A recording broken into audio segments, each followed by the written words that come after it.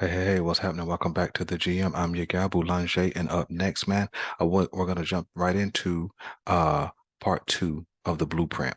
And the blueprint, just for guys who are just tuning in for the first time, the blueprint is a series of videos, man, where we lay a foundation of planning that leads the Baltimore Ravens to the 2023-2024 Super Bowl. And so just to reflect, man, step one was to find the money. So we talked about cap casualties and we had to cut some fan favorites, man. But with those cuts, man, we found $21.3 million in cap space, which would have taken us to $49 million in cap space. Okay. And so step two, which was probably most of us thought was going to be step one, is sign Lamar Jackson to a long-term deal. He's not going to play on the franchise tag, and so a 3, 4, or 5 year fully guaranteed deal is probably what's going to, excuse me, what's going to get it done. So, and I know anytime we hear fully guaranteed or a player signing a lot of guaranteed money, what ends up happening is we begin to fear that it could mess up the cap space and for later on for later on years and they won't be able to sign their other players, who are coming up for contracts and things of that nature. So what I want to do with this video, man, is I'm going to take the mystery out of it. I'm going to take the myth out of it. I'm going to take the national smokescreen out of it, and we're going to look at numbers for ourselves and find out, do the Baltimore Ravens have the money to pay Lamar Jackson? And if so, let's get the deal done in step two. So give me a second, man. I'm gonna pop up something for you guys. I want to show. I believe in showing you guys what I tell you. All right, give me a second. Right here. Here we are. So we're gonna go to over the cap. We're gonna look at the numbers for ourselves. We're gonna stop letting people report to us, and we're gonna, through the GM, man, we're gonna find out what we need to find out. So, let's find out what the Baltimore Ravens money is in 2023. So whenever we look at over the cap, these are 2023 contracts, okay? And first thing you notice that salaries 1 through 10, there are no quarterbacks listed, which means their money in 2023 is going to another place besides the quarterback. So we got Ronnie Stanley with the highest cap hit, followed by Marlon Humphreys, Mark Andrews, Kevin Zeitler, Calais Campbell, Roquan Smith, um, Marcus Williams, so on and so forth. But we do not see a quarterback listed. You know why? Because they don't have a quarterback signed. Okay, that's number one. Number two, the Baltimore Ravens have $28 million in cap space, which means they could do the 3 years, 150 deal that I showed you guys. I'll attach that video in the details section, but of this video, but which would then bring Lamar Jackson in with a $26 million base salary, right? Which then with the first round being done of the blueprint, we still have about $27 million left. That's money that could go to signing wide receivers, signing a veteran corner, so on and so forth. So what I'm getting at is there is money to sign Lamar Jackson. Well, you may be asking, well, what about the next year? What about 2024 when guys like Metabuke, Broderick Washington, those guys come up? What about being able to sign a top pass rusher, so on and so forth? Well, I'm glad you guys thought that. See, because I'm gonna kill that narrative that the Baltimore Ravens can't sign Lamar because it's gonna cost too much money and they won't be able to sign their players. Well, surprise, surprise. Look at 2024. Same heavy hitters as far as the cap space is still here. You still got Ronnie Stanley, Marlon Humphreys, Mark Andrews.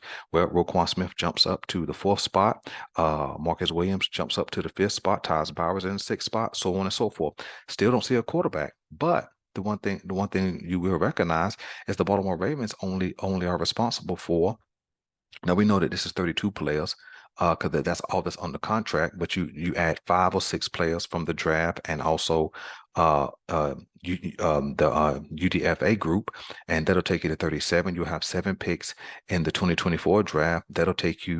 Um that'll take you about to 45, 46 players, and then of course you assign some of your free agents, so on and so forth. But the one guy that will be added to that number of that 32 will be Lamar Jackson because they have $85 million available to them in the year 2024, which means they can sign some of those guys that are coming up for free agents. Again, Metabuke and Washington, who is not included in that 32 as far as contracts on this list right here. And so uh, and so to tell the truth, there's nothing they're going to be able to do with Ronnie Stanley in 2024 or Marlon Humphreys or none of these other guys, because if you look all the way at the end, that end box will show you their dead cap number if you do something with their contracts. So some of these guys you just can't get rid of right now, but you don't have to, because these are still cornerstone pieces as long as they're healthy. Ronnie Stanley, cornerstone; Humphreys, cornerstone; Mark Andrews, Roquan, so on and so forth. And so and so so Lamar Jackson's, even if you did the 4 years, he come in with a $35 million base salary. That still fits. You see, because if you do 85 million subtract 35 million, which is Lamar's base salary, you still got $50 million in cap space. Are you telling me we can't sign our players with $50 million in cap space available? Oh, but hold on, we're not done. Let me see if it'll let me do 2025, so in case we do the 3-year deal or 4-year deal. Let's see. Let's see if it'll let me do 2025. I believe that it did. Well, look at the 2025 cap space. Look way over here, 146 million. Oh my gosh. If you take Lamar Jackson's salary off of that, the 35 million or the 39 million, if he did a 5-year deal, right?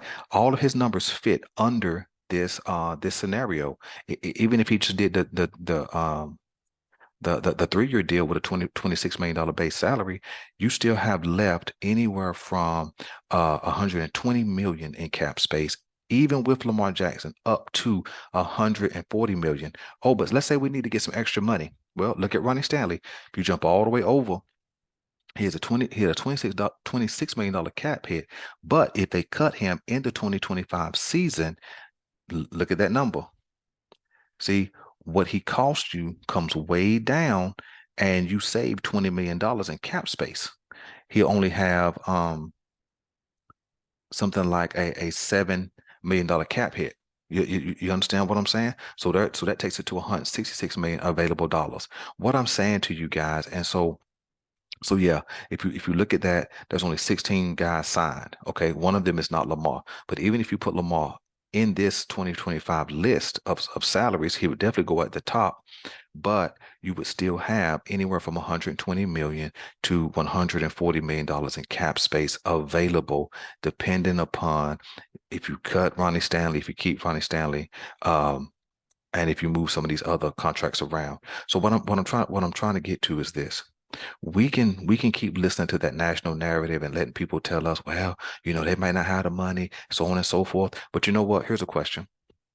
If you don't have that guy at the quarterback position, it ain't gonna matter how much salary cap you have. Because if you don't have a quarterback who can get it done, then you're not making it to the Super Bowl.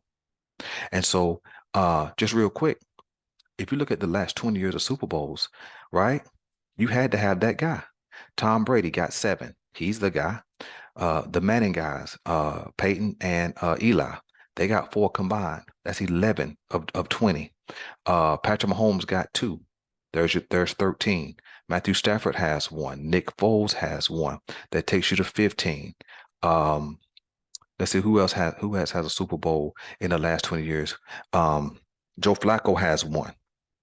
Uh, let's see who else. I'm missing a few players. Russell Wilson has 1. That takes us to about 17 or 18. So when I name those players, those guys were the guys for their teams, right? They was a quarterback who could get it done. And so what I'm saying is, again, we have 18 out of the 20 years of quarterbacks who had that guy at the quarterback position. Now, some of these guys got it done on their rookie deals, and then some of these guys, got paid and still took their team to the Super Bowl. The point I'm making is this: you have to sign Lamar Jackson in order to end up in the 2023 Super Bowl, because if you don't have that guy, you're just playing football. So listen, let me know what you want me to know, man. So step 2 of the blueprint is sign Lamar Jackson. You saw that we have the money to get a deal done. So we need to stop playing and make it happen. I'm your guy Boulanger. This is the GM, and I'm out.